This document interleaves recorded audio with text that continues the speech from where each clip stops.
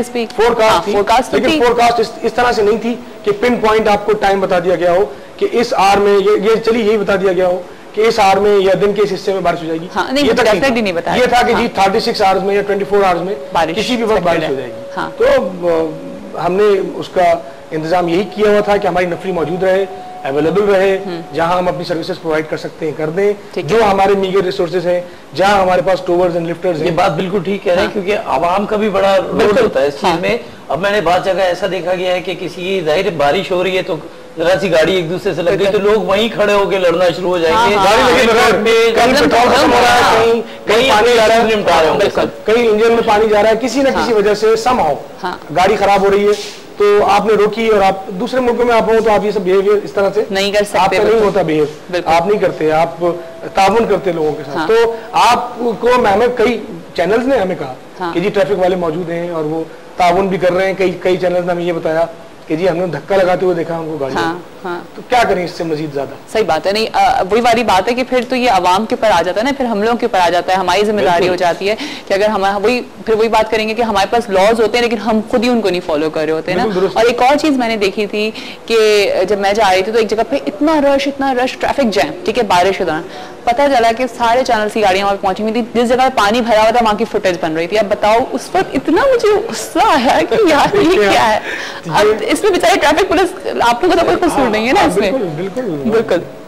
अच्छा, तो वही वाली बात आ जाती है कि हम लोग का बहुत कसूर है, लेकिन फिर भी आवाम के अंदर इतनी फ्रस्ट्रेशन है और हम लोग इतना फ्रस्ट्रेट हो गए हैं, हम थक से हुकूमत के पास जाते हैं। जी इसलिए जाते हैं कि हम एक तो पुलिस कम्युनिटी गैप बहुत ज्यादा है, ठीक है, और उस गैप को ब्रिज करने की जरूरत है। वो अब हम कर रहे हैं और उसमें हमें आपके चैनल्स का भी ताउन है। जाहिर बात है इस तरह हम जाते हैं चैनल्स पे और जो मुख्तलिफ सवालों के जवाब देते हैं उससे क्लियर होती है बात, पोजीशन क्लियर होती है कि पुलिस की क्या जिम्मेदारी थी, वो जिम्मेदारी अदा कर रही थी कि नहीं कर रही थी, दूसरों की क्या जिम्मेदारी है। ठीक है, शगम साहब कॉल है, कॉल लेते हैं फिर आपसे किसी भी बात पे कंटिन्यू करेंगे। अस्सलाम वालेकुम। हेलो, ड्रॉप हो गई। अच्छा जी, लाइन ड्रॉप हो गई है जी, आप वहीं से कंटिन्यू। तो इन चीजों से हम कम्युनिटी पुलिस ब्रिज कर रहे हैं उसको गैप को। पुलिस का और एक आवाम का, ठीक है ना, एक हमेशा से एक डिस्टेंस रहा है। डिस्टेंस रहा है, वजह क्या रही? वो डिस्टेंस रहा है गलत, हमेशा खौफ रहा है, गलत परसेप्शन पे। आप जब किसी को रोका, हमने चालान किया, उसने 10 जगह जाके ये डिसइंफॉर्मेशन दी कि जी इस तरह रोका, इस तरह बात की मुझसे और मैंने तो इस तरह से जवाब दिया।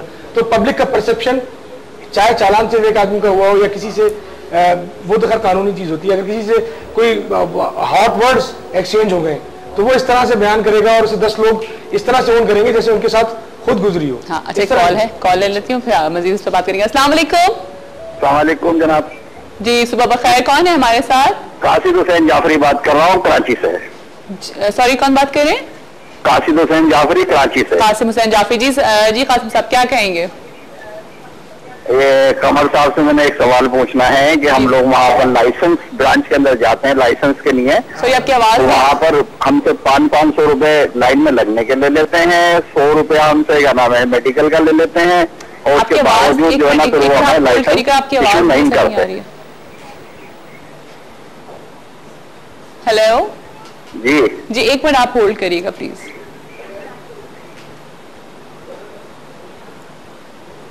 हेलो जी, हेलो जी, अब बताइए आप क्या कह रहे हैं? हम लाइसेंस ब्रांच के अंदर जाते हैं जिस वक्त लाइसेंस के लिए, तो हमसे वहाँ के जो सार्जेंट होते हैं, जो वहाँ पर इंतजामिया होती है, कभी 500 कभी 1000 मांगती है और 200-150 रुपए हमारे जो है वो मेडिकल के ले लेते हैं। उसके बावजूद सारा दिन खराब होता है और लाइसेंस हमें फिर इशू नहीं होता है।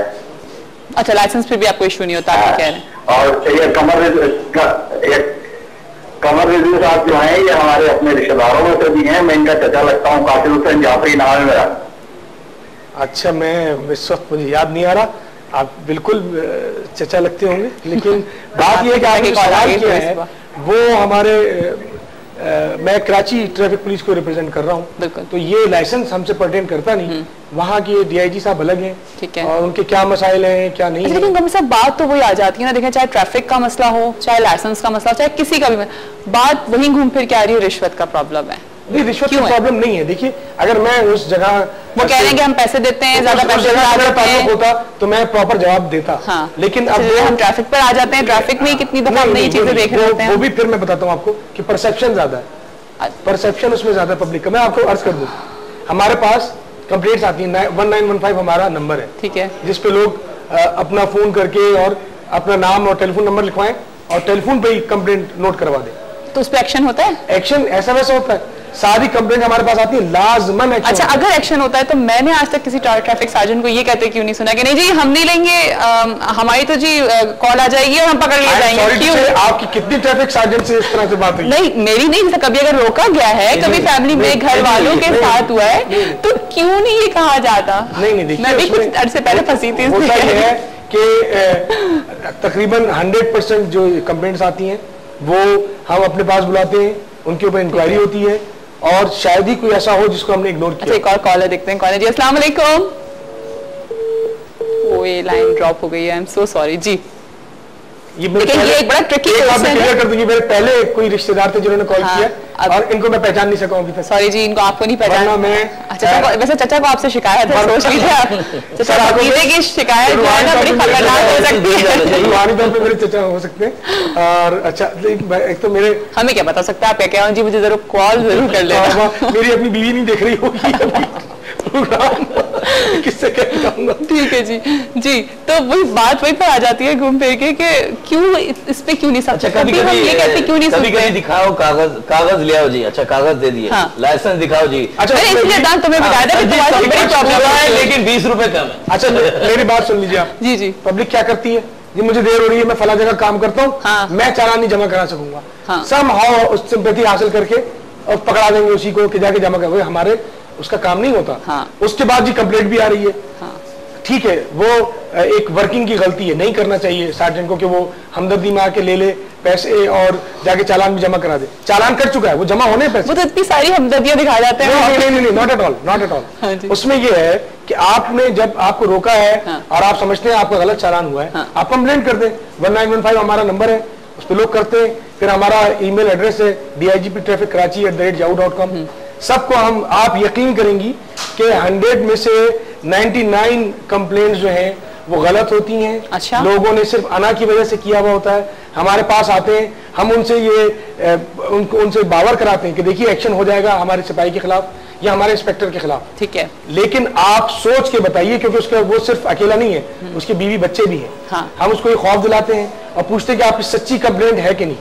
ये दिल पे हाथ रख के, किस तरह की कंप्लेंट आप यकीन कीजिए, मुझे बताइए 99% लोगों ने गलत कंप्लेंट की हुई होती है। नहीं, किस तरह की कंप्लेंट आती है? मसलन कि जी रोका, गलत चालान किया और उस पर हमें इतने पैसे मांगे, हमने नहीं दिए तो हमारा चालान किया। आप हम बुलाते हैं, ऑफिसर को भी बुलाते हैं, उसके सामने। ये तो मैं एग्री कर रही हूँ कि यकीनन ये होता होगा कि गलती अवाम की होती होगी और वो उस पर रोकते भी होंगे और चालान भी कटता होगा, सब कुछ होता होगा। लेकिन चालान के बाद बात ये हो रही है कि वो छोड़ क्यों दिए जाते हैं। प्रॉब्लम क्या है? चालान के बाद प्रॉब्लम यही, मेरा चालान कटा, हेलमेट नहीं था मेरे पास। सही है, बिल्कुल सही कटा, कट गया, सही है, मैंने कटवा लिया। अब मैं जब लेने के लिए गया हूँ भर के बैंक में वो उसको, तो वो कहने भाई वो जिन्होंने काटा था वो तो अभी राउंड पे है, अभी आप बाद में ही। फिर मैं 1-2 दिन हो गए लग गए। उसमें उस दौरान उन्होंने कहा कि नहीं वो तो अब सिटी कोर्ट चला गया, वो मिलेगा नहीं। इस तरह नहीं होता। इत्तेफाक से मेरे भाई मेजर रहेंगे, मेजर एहसान सूरी, तो उन्होंने फिर फोन करा तो वही बस आप कहने लगे कि आप यार वो साइलेंसर वाले की दुकान है वहां से ले जाएं आप। ये साइलेंसर वाले की दुकान से क्या साइलेंसर आप ले जाएं, वहां पे छोड़ जाऊंगा मैं आपका कागज। अच्छा, नहीं वो तो ठीक है, मुझे नहीं पता कि क्या हुआ। वो आप अगर मुझसे कंप्लेंट करते तो हम उसको वेरीफाई कर लेते। ऐसा नहीं होता है, मुझे उस वक्त आप मिले नहीं थे। जब आपका चालान करता है तो उसके बाद आप उसको जब जमा करा लेते हैं तो वो हमारा चौकी वाला पाबंद है कि आपको बताना तुमने कितनी दफा चाय कहा नहीं जी अब तो वो सिटी कोर्ट चला गया, अब तो आप बहुत टाइम लगेगा, ये होगा वो होगा। वही फोन मैंने अपने भाई को पकड़ाया तो वो कह रहे सही है सर जी, आपको आने की जरूरत नहीं है, मैं आपको वहां भेज दूंगा। देखिए ना, अब आपके भाई ने कॉल कर दी तो वो काम फौरन हो गया। सिस्टम में ही हमारे यहाँ कोई ना कोई खराबी है कि ऊपर से एक कॉल आ जाएगी तो हर चीज। मैं अपनी पूरी फोर्स को एक्सोनरेट नहीं कर सकता। ये बात तो सही कह रहे हैं। हमारे यहाँ कुछ लोग, जिस तरह हर महकमे में हर तबके में कुछ बुरे लोग मौजूद हैं, हमारे यहाँ भी हैं, उसको वो तो एक ब्लैटेंट सा फैक्ट है, उसको मैं। अच्छा, कॉल है, ले लेती हूँ कॉल, फिर आपसे आगे बात करेंगे। अस्सलाम वालेकुम। अस्सलाम वालेकुम। जी वालेकुम अस्सलाम, सुबह बखैर। कौन है हमारे साथ? मैं हाफिज अली सुबान बात कर रहा हूँ। जी जी, हाफिज अली सुबान साहब क्या कहेंगे? मैंने सिर्फ ये बताना है कि मैं तकरीबन 2 महीने पहले लाइसेंस के लिए गया था। ठीक है। वहां पर मेरा 334वां नंबर था। अच्छा। और यकीन करें 330 नंबर के बाद कोई 50-60 बंदे सिर्फ सिफारिशों वाले आए थे। अच्छा। और मैं वहां पर टोटल वहां पर खड़ा रहा हूँ धूप में, कोई इंतजाम नहीं है, कुछ नहीं है। यदि मैं डीआईजी का बंदा हूँ, मेरे पास फलाने के साइन है, मेरे पास फलाने के साइन है, मेरे पास पैसे है जेब में, मेरे पास ये है। अब जिसके पास पैसे नहीं है, मैं बिल्कुल लीगल तरीके से बनवा के आया हूँ।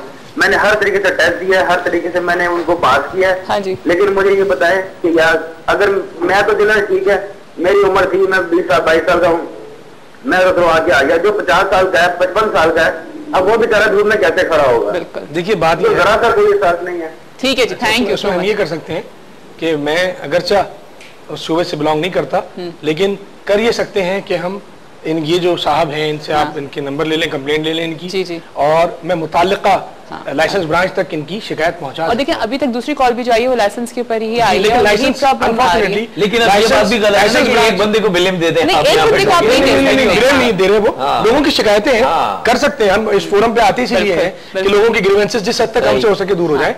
लेकिन अनफॉर्चुनेटली लाइसेंस ब्रांच अब डीआईजी कराची के अंडर में आती नहीं। ठीक है। तो मैं फोकल पर्सन हो भी नहीं उनका कि मैं उनकी तरफ से जवाब दूं। बट लेकिन वो कह रहे हैं कि उनके नाम से बंदे आ रहे हैं। मैं ये कर सकता हूं कि जो कंप्लेंट चाहे हमारे महकमे से अगर मुताल्लिक भी हो ट्रैफिक से, जो मुताल्लिका जगह है वहां तक मैं पहुंचा जरूर सकता हूं। बिल्कुल। तो आप जो भी इस तरह की कॉल आ रही हैं उनसे उनका कंप्लेंट ले लें, हम पहुंचाने का काम जरूर कर देंगे। थैंक यू सो मच कि आप ये जिम्मेदारी ले रहे हैं। एक और कॉलर हैं, देखते हैं कौन है। अस्सलाम वालेकुम।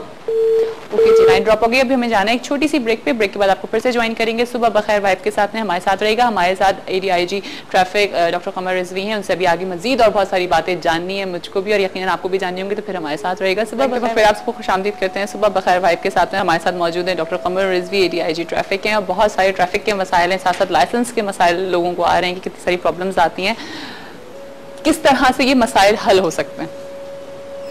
जहां तक बजाते हुए आप इसका मसले का हल बताएं। ट्रैफिक का भी मसला है, बहुत सारे और मसले। देखिए मैं समझती हूँ अगर ट्रैफिक का मसला हमारा हल हो गया तो बहुत सारे मसले हल हो जाएंगे। देखिए ट्रैफिक का मसला इस तरह से है कि ये कोई स्टैटिक चीज है नहीं। ठीक है। ये बड़ी डायनामिक चीज है। अच्छा। इसमें आपको डेली इसमें चेंजेस आती हैं, डेली आपका ट्रैफिक फ्लो बढ़ता है, डेली नए मसाइल आपको फेस करना पड़ते हैं, तो रोज इसके ऊपर आपको पॉन्डर अपॉन करना पड़ता है। ठीक है। सोचना पड़ता है कि क्या स्ट्रेटेजी इख्तियार की जाए। नई टेक्नोलॉजी आ रही है, नई ट्रेनिंग्स इमर्ज हो रही हैं, तो वो हम करते रहते हैं। नई हमने इक्विपमेंट लिया हुआ है, नई गाड़ियां आ रही हैं। अच्छा। मजीद नफरी को लाया जा रहा है। हाँ। तो काम हो रहा है। केस चाहे स्लो सही, लेकिन हर इसमें जो शोबा है उसमें काम हो रहा है। देखो अगर हम पिछले 10 साल पहले अगर चले जाएं तो उस वक्त के हिसाब से और अभी के हिसाब से बहुत फर्क आया। जैसे जब से देखिए ट्रैफिक पुलिस कोई आइसोलेटेड चीज नहीं है, बिल्कुल, जो ऑन इट्स ओन सारा कुछ कर रही है। हाँ। उसमें कई शोबे जो इसके साथ इंटरेक्ट करते हैं। मसलन मैं तकरीबन हर फोरम पे कहता हूँ कि ऑल्टरनेट रूट्स जो है वो ऑल्टरनेट वेज आनी चाहिए। मसलन सर्कुलर रेलवे है, अंडरग्राउंड रेलवे सिस्टम है। हाँ। ये इंट्रोड्यूस कराने की, तो रेलवे सिस्टम इतना इम्पेरेटिव है। देखिए हर खराब चीज ठीक हो सकती है, कोई ऐसा मसला नहीं है। इम्पेरेटिव है कि आप इन चीजों को इंट्रोड्यूस करें। जब तक ये चीजें इमर्ज नहीं होंगी हमारे यहाँ या री इमर्ज नहीं होंगी, हमारे पास थी सर्कुलर रेलवे, उसको दोबारा से लाने की जरूरत है। हाँ। तो आप लोगों को एक दूसरा रूट देंगे। हाँ। एक अच्छा, जिसमें वो बाइज्जत शहरी के तौर पे अपनी डेस्टिनेशन पे जा सकता है, घर से ऑफिस, ऑफिस से घर आ सकता है, तो लोग क्यों इन रोड्स को थ्रॉन्ग करेंगे? जहां जिस तरह पूरी दुनिया में होता है कि आप अंडरग्राउंड रेलवे जाने से पहले मखसूस पार्किंग लॉट्स में अपनी गाड़ियां खड़ी कर देते हैं। सर्कुलर रेलवेज होती हैं, वहां आप पार्किंग लॉट्स बनी होती हैं, वहां की आप गए बैठे अपनी डेस्टिनेशन पे उतरे, वहां से वापस आ गए। उसमें होता है कि आपको गाड़ी चलाने का भी उसका कोई स्ट्रेस नहीं लेना पड़ता, और उसमें आप मौजिज तरीके से जाने और आने का इंतजाम। और पूरी दुनिया में ट्रैफिक का मसला देखिए पूरी दुनिया में हो रहा होता है, हर जगह पे बहुत बिजी टाइम। आप देखिए पूरी दुनिया में ये चीज एडिशनल चीजें मौजूद होने के बावजूद भी प्रॉब्लम्स आती हैं। और दुबई, अगर हम दुबई में ही देख लें तो वहाँ पे तो एक घंटे पहले आपको निकलना पड़ता है। अगर स्कूल्स की टाइमिंग्स अगर हम देख लें तो वहाँ पे बच्चों को एक घंटे पहले निकलना पड़ता है, क्योंकि ट्रैफिक बिल्कुल ऑलमोस्ट हर शहर में